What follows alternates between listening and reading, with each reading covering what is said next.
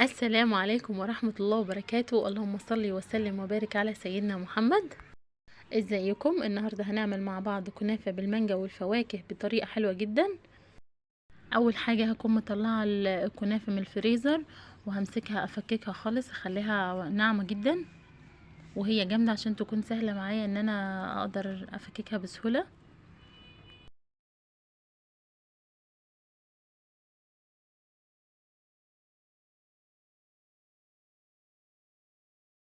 بعد ما اخليها بالشكل ده لنص كيلو الكنافه هحط له كوبايه سمنه او زبده، هقلبها كويس لحد ما كل الكنافه تتغلف معايا بالزبده.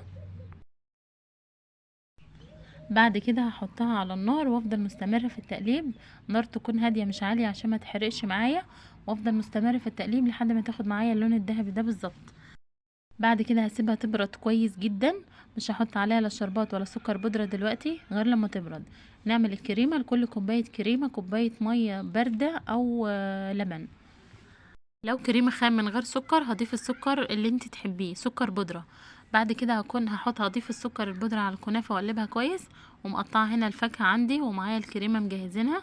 هحط اول طبقة كنافة وبعد كده كريمة وبعد كده المانجا، وهكذا. الكنافة ممكن تحطي لها شربات، ممكن تحطي عسل ابيض، ممكن تحطي سكر بودرة زي ما انا حطيت. اي حاجة في التلاتة اللي انت تفضليهم او المتاح عندك حطيه.